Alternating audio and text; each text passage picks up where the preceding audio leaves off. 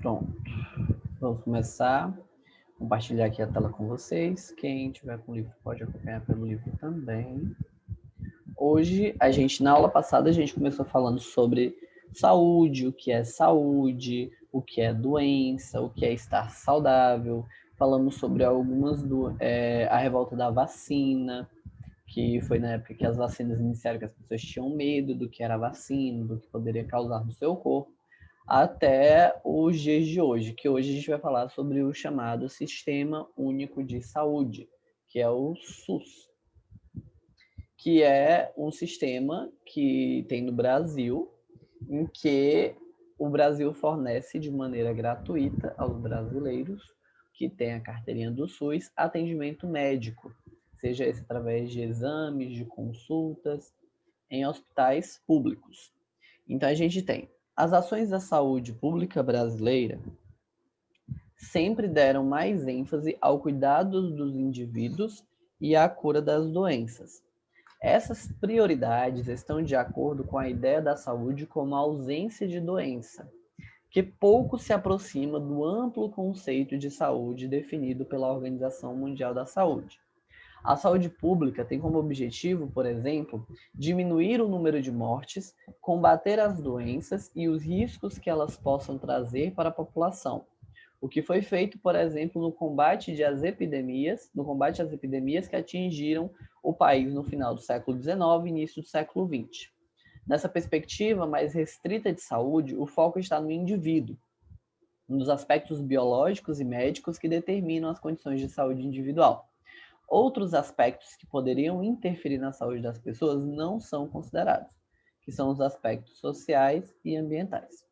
Como vimos, o combate às epidemias já incluiu ações autoritárias, como a obrigatoriedade da vacina e a invasão de casas à procura de doentes ou de condições inadequadas de higiene.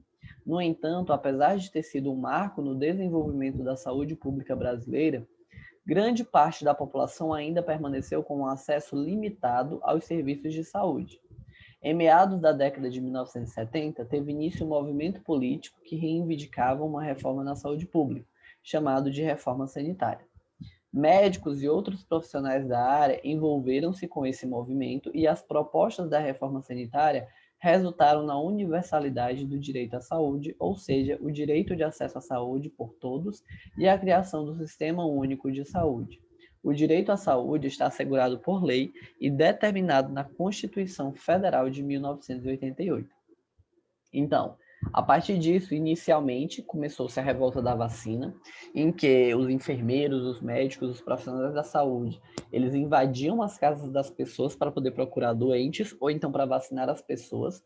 As pessoas ficaram revoltadas, achando que o governo estava tentando era adoecer elas mais com aquele remédio que ninguém sabia o que era.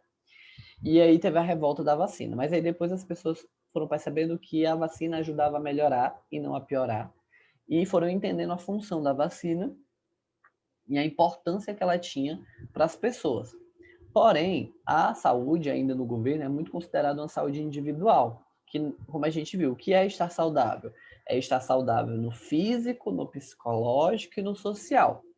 E o governo ainda vê como saúde mais só o físico. O psicológico e o social ainda não são vistos com a mesma visão do físico. O físico é colocado como o mais importante, sendo que mesmo se a pessoa estiver doente psicologicamente ou socialmente, ela continua doente. Então trata-se o físico e esquece as outras coisas.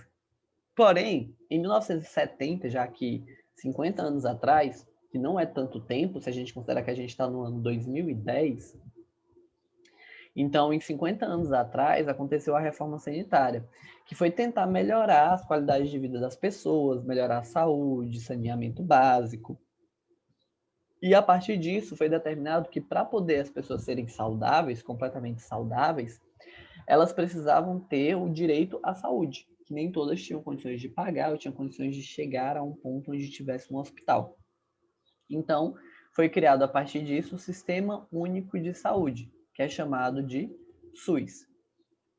A criação do SUS aconteceu direcionada por um conceito de saúde que não se limita ao controle de doenças e ao atendimento em um hospital ou outro serviço de saúde, A saúde é vista de forma ampla, relacionada com o direito à qualidade de vida, que inclui o atendimento de outros direitos básicos, como educação, lazer, cultura e saneamento básico.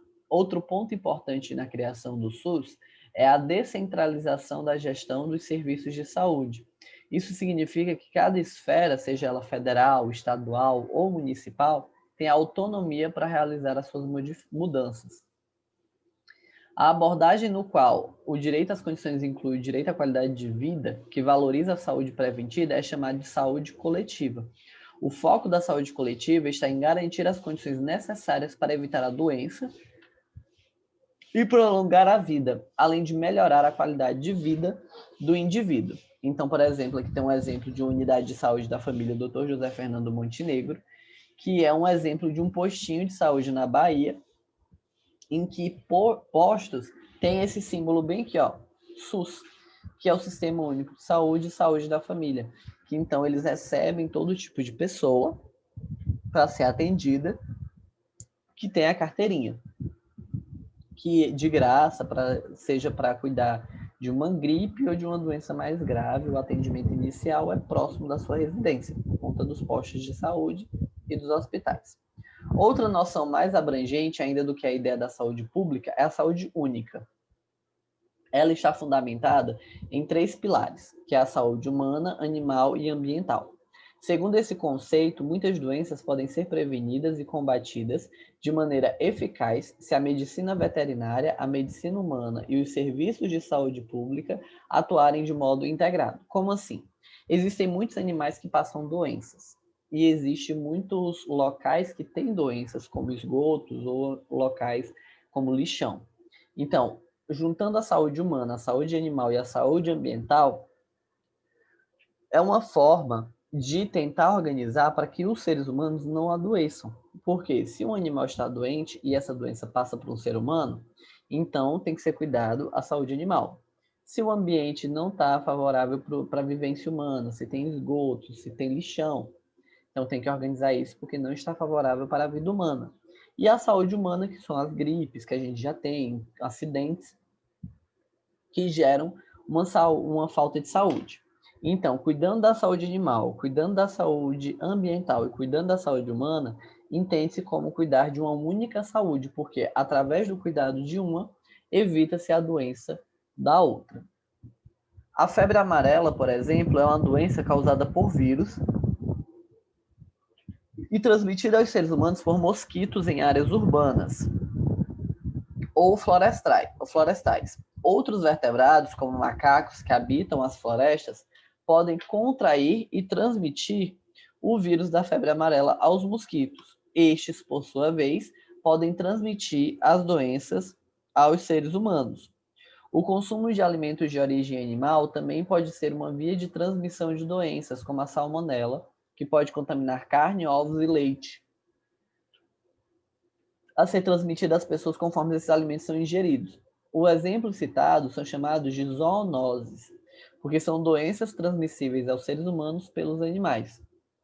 Segundo a Organização Mundial de Saúde Animal, cerca de 60% das doenças humanas são de origem animal, dado que reforça a importância de planejar a saúde animal. O princípio da saúde única é o atendimento integral à saúde.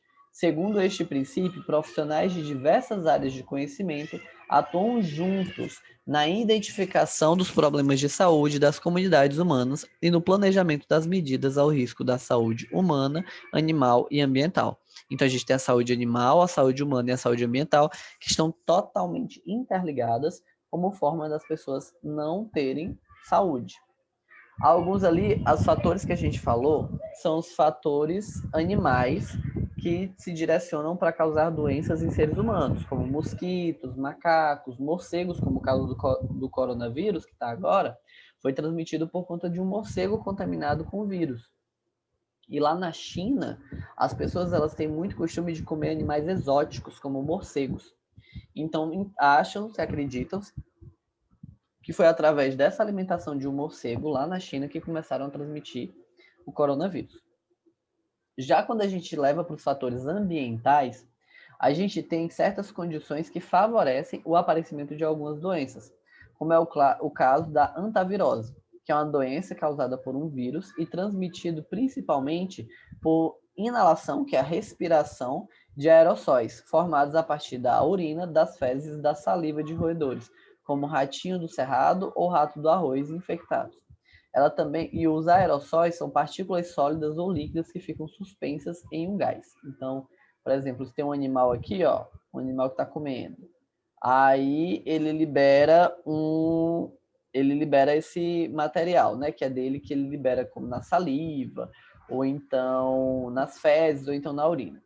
E esse material contaminado que tem nas fezes, na urina ou na saliva dele, fica no ambiente. E o ser humano que vai limpar isso, ó, ele acaba inspirando essas partículas. Ao inspirar essas partículas, elas causam febre, dor de cabeça, aceleração dos batimentos cardíacos e dificuldade de respirar. No Brasil, as infecções ocorrem principalmente em zonas rurais. Os roedores infectados podem atuar como reservatórios da doença por muitos anos, que é chamado de antavirose. Os desmatamentos, cada vez mais comuns, interferem nas cadeias alimentares e podem causar aumento da população de roedores silvestres. Ao mesmo tempo, a crescente expansão das cidades aproxima muito de seus habitantes nas áreas rurais e florestais, aumentando as chances de que seus moradores entrem em contato com o animal silvestre e acabe contraindo a doença. Uma vez que os fatores ambientais podem favorecer a transmissão da antavirose, parte das medidas de prevenção consiste em controlar as condições ambientais. O desmatamento precisa ser contido para evitar desequilíbrios ambientais. Medidas individuais de higiene e prevenção de doenças também precisam ser adotadas para impedir o contato das pessoas com os resíduos eliminados pelos roedores, como fezes, urina e saliva. Então, tudo tem que ter muito cuidado com o que é que faz, com o que é que se organiza, porque, às vezes, uma falta de cuidado de um ambiente pode gerar doenças que antes não existiam. Então, ó, a organização dos lixos, tem uma separação do lixo orgânico para o lixo reciclável, que é o lixo seletivo, a organização dos lixos, né? O amarelinho, o verde, o vermelho e o azul, é uma forma de organizar o ambiente para esse ambiente não gerar doenças. Outra doença causada também por fatores ambientais e animais é a leptospirose, que é causada por uma bactéria e transmitida por roedores, mas não somente pelos roedores. Animais como bois, porcos, cavalos, cabras, ovelhas e até mesmo cães podem transmitir por meio da urina, se eles estiverem contaminados. A transmissão da leptospirose é muito frequente nas enchentes e sua ocorrência está associada a condições precárias de saneamento básico. Os ratos urinam nos esgotos e bueiros onde vivem, e a água da chuva e a lama se misturam ao líquido contaminado. Quem tiver contato com a água pode ser infectado. A bactéria penetra principalmente na pele ferida ou arranhada, mas pode atravessar a pele de alguém que ficou muito tempo em contato com o material. Os principais sintomas são febre, dor de cabeça, dores no corpo, dores nas panturrilhas, podendo ocorrer outros sintomas e a doença pode evoluir para um quadro bem mais grave. Assim como a antavirose, parte das medidas de prevenção da leptospirose é controlar as condições ambientais, garantindo saneamento básico, como coleta seletiva, tratamento de esgoto, destino adequado do lixo, limpeza de córregos, controlar a população de roedores, acondicionar e destinar corretamente o lixo, guardar alimentos de maneira adequada e que os roedores não consigam alcançar. É importante orientar as pessoas a não ter com água de lama, de enchente, principalmente crianças. Quem se ocupar da limpeza da lama e do recolhimento de entulhos deve proteger o corpo, usar botas, luvas de borracha para não ter contato com o material. Como aqui, ó, é um córrego, ó, dá para ver aqui o esgoto, né? E aí eles estão todos equipados, só não com luvas, mas eles estão com botas, eles estão com calça, com chapéu. Aqui eles estão tirando o matagal que tem para cá, para poder eliminar. Esse córrego aqui, como vocês podem ver, ele é cheio, lotado, ó, dá para ver alguns entulhos, alguns lixos, e isso acaba gerando e desenvolvendo doenças por meio desse uso inadequado de ambientes ambientais, que não são cuidados, de ambientes do meio ambiente que não é cuidado. Que é jogado lixo, que deixa o mato crescer, que acaba fermentando a produção de bactérias, de vírus e acaba pegando doenças. Então, tem muitas coisas que são suscetíveis às doenças, que nós estamos suscetíveis a ficarmos doentes por conta de uma falta de cuidado. Relacionando agora a questão animal com a questão ambiental, a gente também tem a relação da saúde animal, que às vezes uma doença que tem no animal, ele passa para o ser humano sem o animal ter a doença, como é no caso, por exemplo, do coronavírus, da leptospirose. O rato não fica doente, o morcego não fica doente, mas nós ficamos doentes com o vírus que tem neles. Só que também tem as doenças que os animais ficam doentes e nós ficamos doentes também, como é o caso da gripe aviária. Que a gripe aviária, ela adoece galinhas e adoece nós.